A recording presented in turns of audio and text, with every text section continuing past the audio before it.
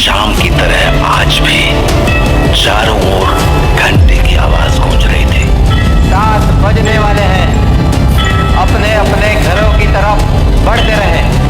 7 बजने वाले हैं, अपने अपने घरों की तरफ बढ़ते रहें। हेलो जी राणा सर। बोला 7 बजने वाले हैं, सब लोग घर गए या नहीं? जी राणा साहब, लगभग सब चले ही गए। लगभग? तू जानता है ना 7 बजे के बाद क्या होता है? फौरन घर भेज सबको। जी आप चिंता मत कीजिए, 7 बजने से पहले मैं सभी को घर भेज दूंगा। ठीक है, तू भी जल्द घर चले जा। जी राणा साहब, कल मिलते हैं। देव। हाँ पापा। 7 बजने वाले हैं, जाओ जाके सारे खिड़की दरवाजे बंद कर दो। हाँ पापा।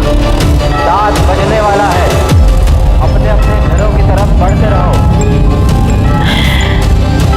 ये चढ़ो रे सब, दुकान बंद हो गई अब। अरे काकी चाय तो पिला दे। अरे बावड़े, घंटी की आवाज ना सुन के तेने 7 बजने को है, जल्दी से घर निकल वरना। अरे बुढ़िया तो बहुत सोचती है, ये सब बस फालतू की बातें हैं, इतना दिमाग मत लगाया कर। पर बेटे, थारे से बहस करने का समय ना है हमारे पास।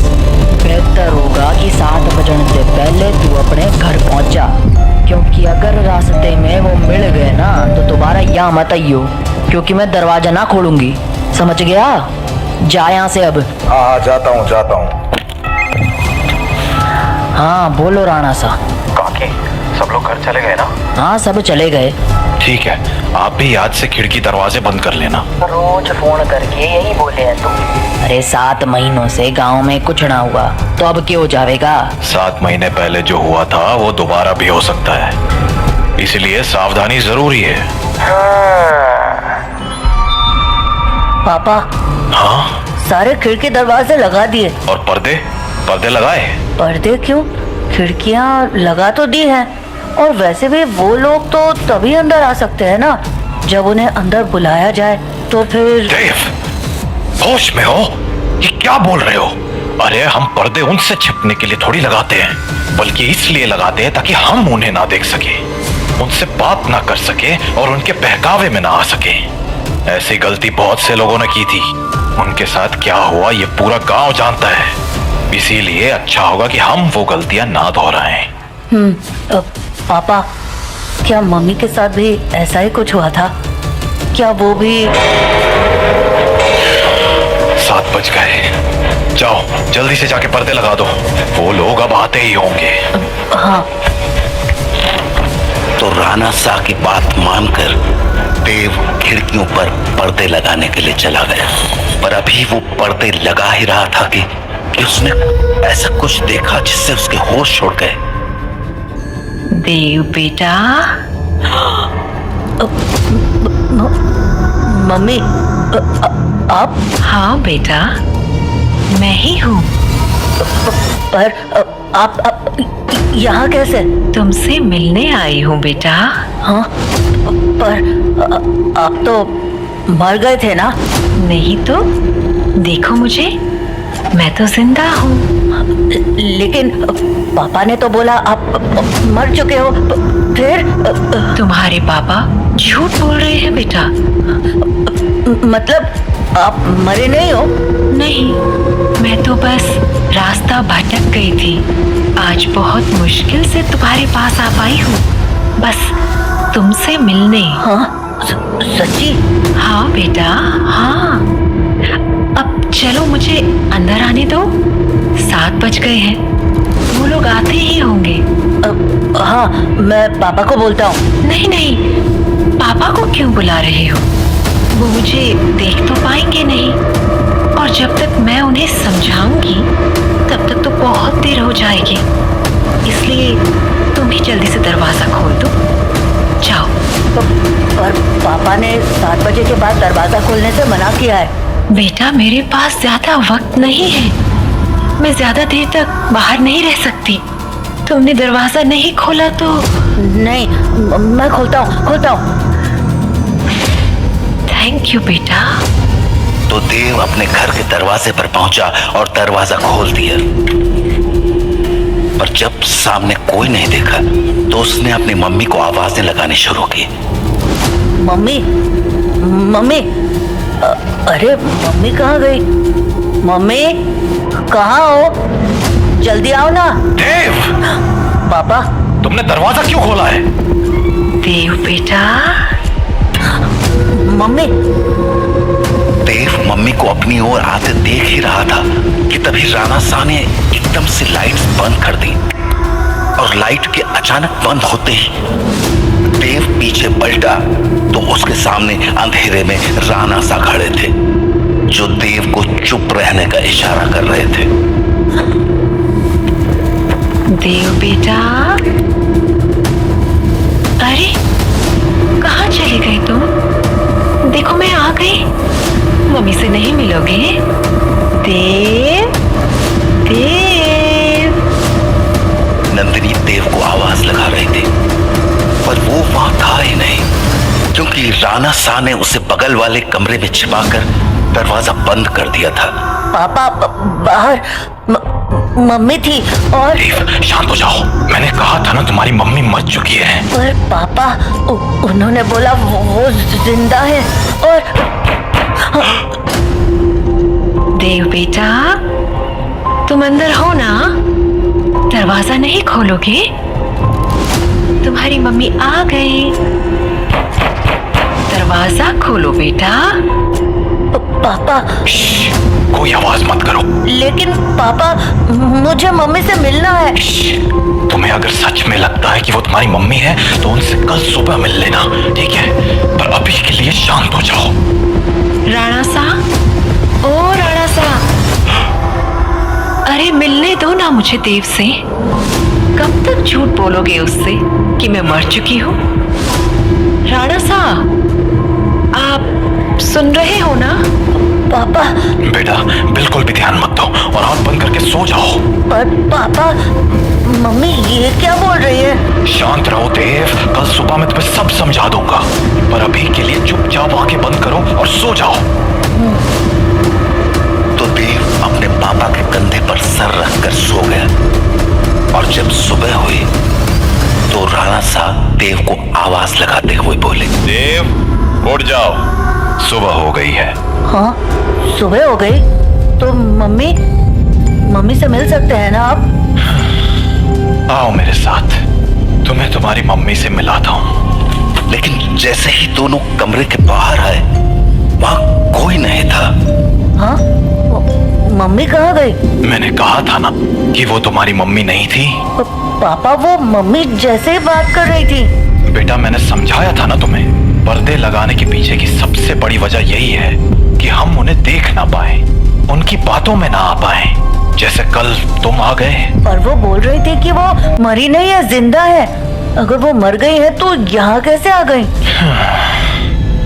एक काम करो, मेरे साथ आओ। हाँ कहाँ पापा? बस चलो मेरे साथ, तुम्हें कुछ दिखाना है। तो उसके बाद वो दोनों गांव के लगभग बाहर चले आए और वहां पहुंचते ही देव बोला, पापा हम लोग यहाँ क्यों चले आए? बताता हूँ, पर पहले आस पास देखकर ये बताओ कि यहाँ क्या दिख रहा है तुम्हें? यहाँ तो कुछ भी नहीं है। आसपास बहुत सारे पेड़ हैं। सामने गांव से बाहर जाने का रास्ता है और पास में बब्बन भैया का घर है। तुम्हें कहीं पर कोई बस दिख रही है क्या? हाँ वो उस तरफ एक पुरानी सी बस है। क्यों? बेटा ये वही जगह है जहाँ तुम्हारी मम्मी की मौत हुई थी। हाँ उस दिन हमें शहर से लौटने में देरी हो गई थी और गांव पहुंचते पहुंचते सुबह के 4 बज गए। सूरज निकलने में थोड़ा वक्त था तो गांव के सभी घरों की खिड़की दरवाजे बंद ही थे। इसीलिए सुबह होने तक हमारे पास झाड़ियों में छिपे रहने के अलावा कोई चारा नहीं था। हम लोग एक झाड़ के पीछे छिपे ही थे कि मैंने तुम्हारी मम्मी की एक आवाज सुनी। नंदिनी क्या हुआ? राणा साहब, उन्होंने हमें देख लिया है। हमें कहीं और जाना पड़ेगा। हाँ पर कहाँ? आसपास कोई घर है? घर तो है पर मुझे नहीं लगता कि अभी कोई दरवाजा खोलेगा। तो अब क्या करें? वहाँ एक पुरानी सी बस है, हम उसमें जाकर छिप सकते हैं। हाँ ठीक है चलो। तो हम दोनों फटाफट उस बस के पास पहुंच गए।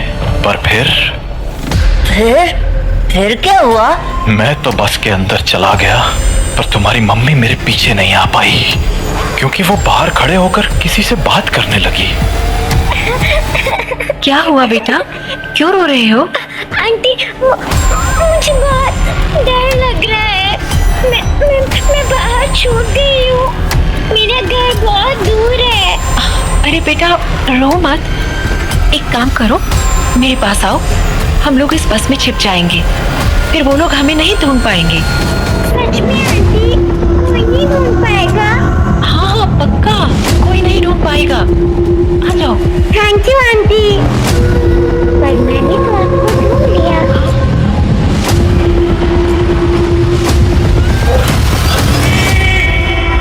मैं नंदिनी को बचाने के लिए बस के बाहर जाने लगा, पर तब तक बहुत देर हो चुकी थी।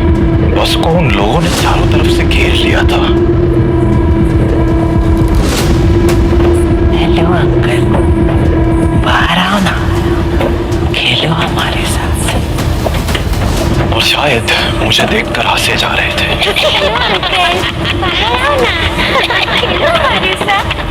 उन आवाजों को सुन मैं इतना घबरा गया कि अपनी जगह से हिल भी ना पाया। पर थोड़ी ही देर बाद वो आवाजें आनी बंद हो गईं और गांव के लोगों की आवाज सुनाई देने लगी। मैं समझ गया था कि सुबह हो चुकी थी, तो मैं बस के बाहर निकलकर तुम्हारी मम्मी को आवाज लगाने लगा।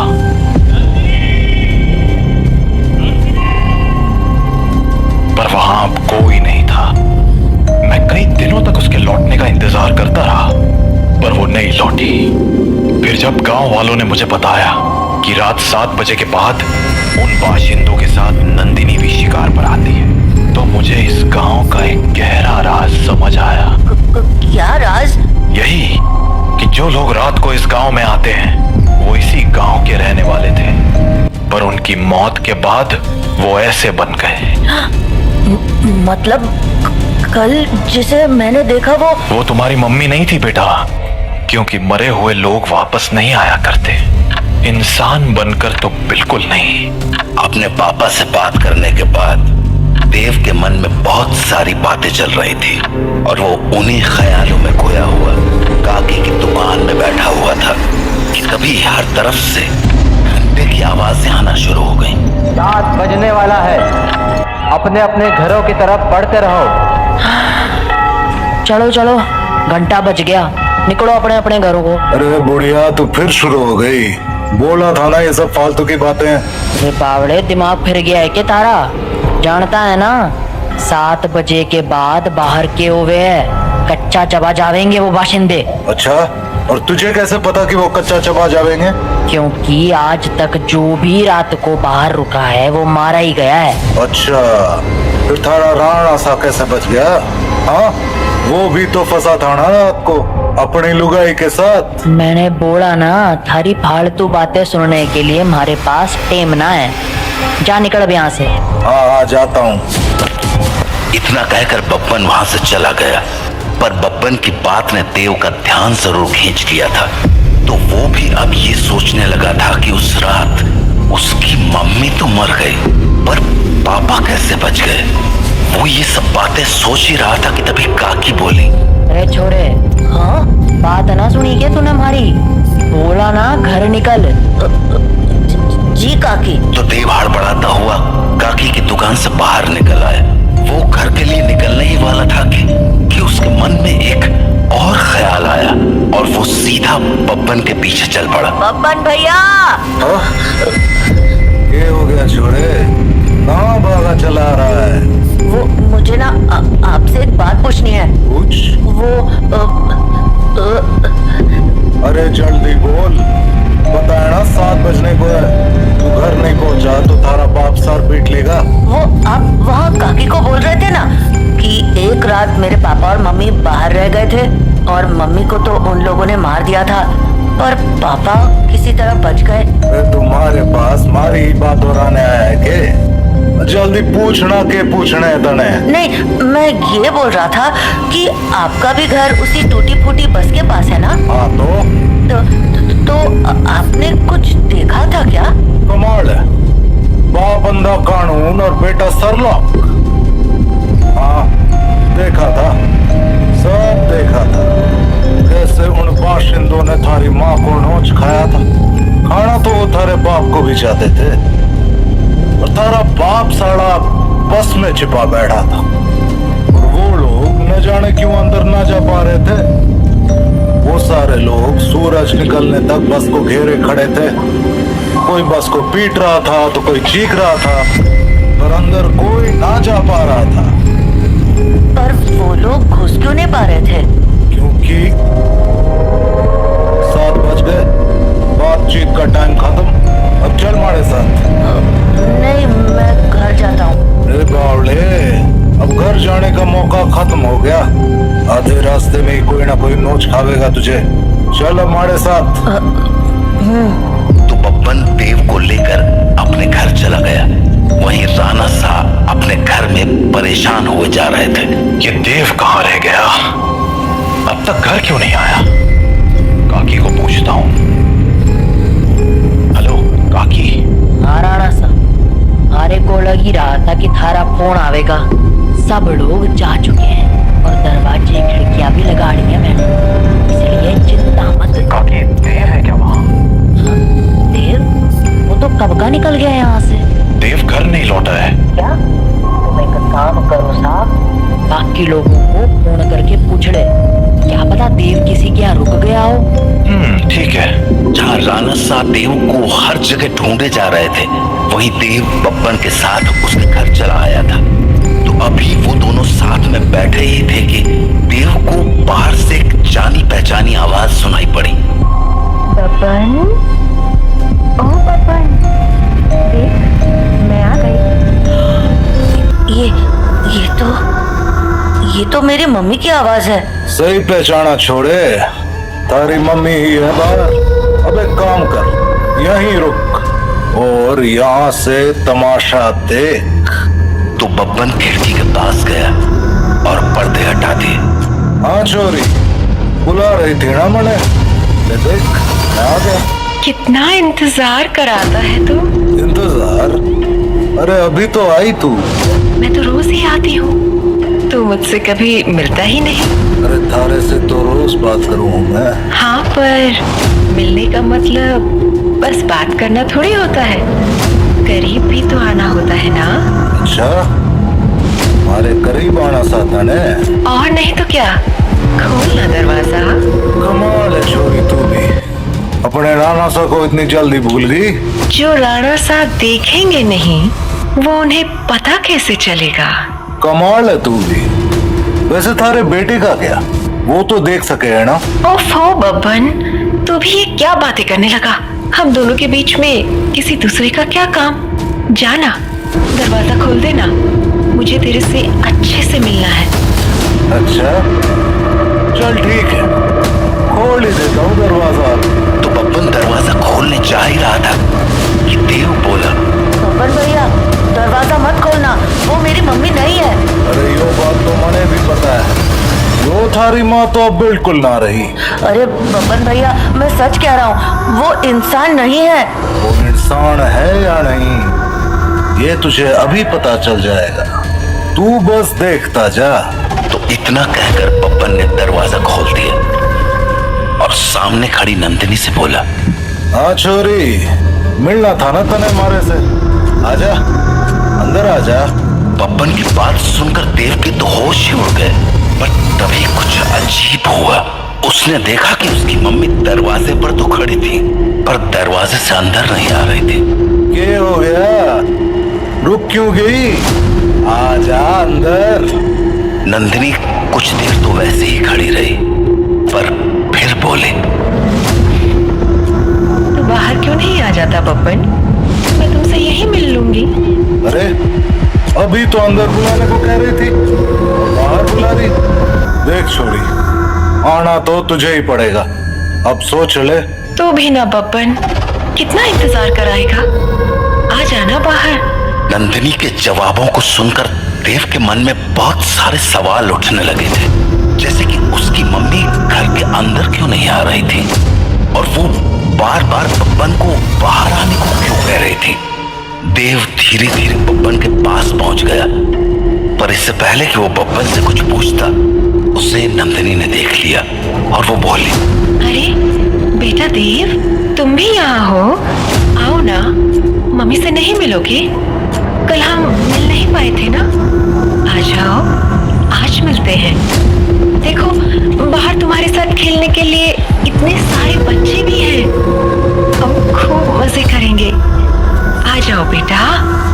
नंदिनी और उसके साथ उन बच्चों की टोली को देखकर देव को डर तो बहुत लगा, पर उसने नंदिनी की बातों पर ध्यान न देते हुए बब्बन से पूछा, बब्बन भैया, दरवाजा तो खुला है और आपने मम्मी को अंदर आने को भी बोल दिया है, फिर वो अंदर क्यों नहीं आ रही है? और ये बच्चे भी बाहर ही खड़े हैं, क्यों?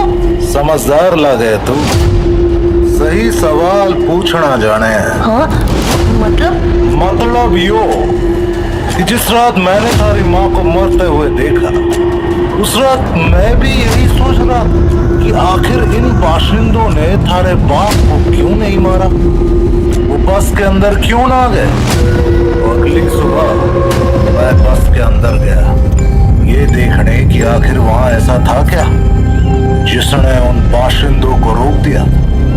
पहले तो मुझे कुछ समझ नहीं आया, पर फिर मुझे जवाब मिल गया। क्या जवाब? वो देख, हाँ? यो है रुद्राक्ष की माला। यही वो चीज थी जिसने थारे बाप की जान बचाई थी। बस के अंदर यही लटकी हुई थी। मने इसके पीछे की वजह तो ना मालूम है, पर इतना जरूर पता है कि इस रुद्राक्ष की माला को दरवाजे पे टांग दो तो ये साले चाकर भी घर के अंदर नहीं घुस पाएंगे। सच में? और नहीं तो क्या। तो आपको पक्का पता है कि ये इसी रुद्राक्ष के कारण अंदर नहीं आते हैं? रुद्राक्ष उतार के दिखाऊं? देखेगा क्या होता है? हाँ? नहीं नहीं नहीं। छोरे, ये कोई पहली बार नहीं कराया मैंने। सारी जांच करने के बाद ही अपने दरवाजे पे टांगा है इस रुद्राक्ष को, समझ गया? ये ले, थारे बाप ने फोन मिला दिया। हेलो, हाँ राणा सा, हाँ हाँ, चिंता ना करो, थारा छोरा हमारे पास ही है और पूरी तरह सुरक्षित है। चलो, शुभ रात्रि।